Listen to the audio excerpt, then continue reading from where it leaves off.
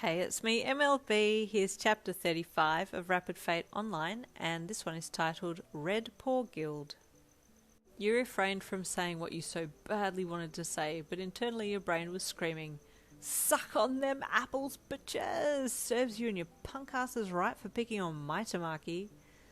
So, yeah, the player said as he stayed looking at the floor. "I'm very sorry for what we did and what happened, Butterfly. Take me to your guild HQ, Butterfly said without batting an eye. You sure you want to go there? The player asked hesitantly. Yes, Butterfly replied. I want to talk to Grizzly. Is he still the Red Paw leader? Yeah, he is. I'm concerned you still remember his name, the player said with a sweat-dropped look. I just want to talk, Butterfly replied calmly, in not the most reassuring tone, and you stifled yet another smirk when you saw the look on the player's face. Are you going to hand their asses to them again? You whispered to Butterfly, as you and he followed the player out of the restaurant. No, I'm not, but I want to show that I mean business, Butterfly whispered back, and you giggled softly. The player led the two of you off down a side alley and into the nearby forest, picking his way along a track that led deeper and deeper into the dense trees and bracken. Suddenly the path widened and you were face to face with the mouth of a cave. Two guards with large red bears guarded the entrance, and you balked a little as you approached. I have some visitors, the player said to the guards. State their business, one guard barked sharply.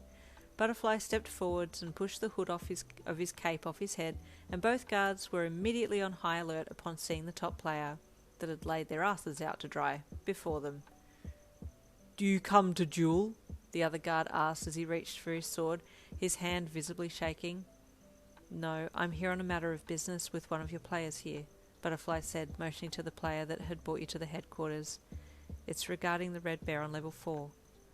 The guard who had reached for his sword relaxed slightly and looked across to his companion. You may enter, he said finally, and stepped back and allowed all three of you to head into the mouth of the cave. You and Butterfly, with the player just ahead of you, walked down a long path lit with wicker torches that had been evenly spaced out along the cave walls. Voices, deeper inside the cave, could be heard, and they got louder the closer that you got to them. Hey, you're back! Someone called as the player ahead of you stepped off the path and headed towards the group of guild members and their bears. And you brought some friends with you? Kinda, the player replied sheepishly, and he stepped to the side so that the other members could see Butterfly. There was a moment of silence before all of the players reacted in some way. Most of them put their arms out in front of their bears as if trying to protect their bear from another attack. Some turned and ran, while others drew their swords and stood there shaking uncontrollably, whimpering things like, "Don't kill us again," in the direction of where you and Butterfly stood. What a pathetic bunch, you sighed internally. Wait, are you a tamer now? One player called to Butterfly. There's a rat behind you. Quick as a flash, Butterfly drew his sword and extended it into the chain whip, the tip of it just licking the nose of the player who had dared to call you an actual rat. She is my girlfriend, Butterfly corrected in a deep growl. The guy was frozen in place with a glowing red scar on the tip of his nose where the sword had just nicked him. She's wearing a rat onesie, but she's human, he added, just in case the idiot didn't know that you're indeed a human and not an actual rat. The player who just got his nose swiped nodded furiously, not saying another word. Is Grizzly in? The player who had just led you to the headquarters asked the group of terrified tamers. Yeah, inside, another said from the back of the group. Okay, thanks, the player replied, motioning for you to both follow him. You and Butterfly, led by the player, walked inside 2 large doors and went to Grizzly's room. He was sitting at a table, not doing anything in particular really. Boss, I have someone here who wants to speak to you, the player said upon entering. Who's it? Grizzly asked. Then he saw Butterfly and his face darkened. What do you want? He growled. I want to talk about the red bear on level 4, Butterfly said calmly. I'm not here for revenge. I've already had it. Grizzly stood up. He was a giant of a man with a heavy beard and a scar across his right eye, the perfect look for a boss of a bear-taming clan. Wasn't ours, Grizzly said gruffly, but I think I knows whose it was. Go on, Butterfly coaxed. Grizzly motioned for you, Butterfly, and the player to have a seat. About 3 weeks ago, guy came in here claiming to be a tamer. Wanted to join a strong guild, so we told him to get a bear and come back. He did. With a red bear, I assume? Butterfly confirmed. Grizzly nodded. Something strange about the red bear, though. Cursor kept flicking between red and green. Strange, Butterfly mused, crossing his arms across his chest. What do you make of it?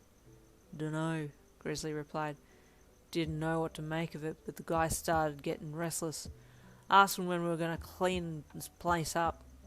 Clean this place up? Butterfly asked. Yeah, Grizzly grunted. Started getting fanatical, claiming we were fakes, sitting on our asses, not doing what we should be doing. Had no idea what the hell he was on about, so we kicked him out. And then? Butterfly pressed. Then we hear about a rogue bear on level 4, Grizzly said. I just got this feeling it's his, yeah? What level beast tamer was this player? Butterfly asked. Do you remember his name? Did he have any special skills? Level 15 beast tamer. Name was Anarchy Lord. No special skills we knew about. The fact is, the bear was unusually aggressive was concerning. Interesting, Butterfly mused. And his whereabouts? Unknown, Grizzly said. We've been looking for him too. We can't find him. Oh, okay, thank you. I'll keep an eye out for him as we travel, Butterfly said as he stood up with you standing too, following his cue. If I see or hear anything, I'll contact you. Appreciate it, Grizzly grunted with a head nod. Butterfly nodded to you, and you both left. Okay, so what's going on? You asked Butterfly when you'd made it back to the town. Sounds like we have a player who has some kind of control over the animals, but maybe not full control?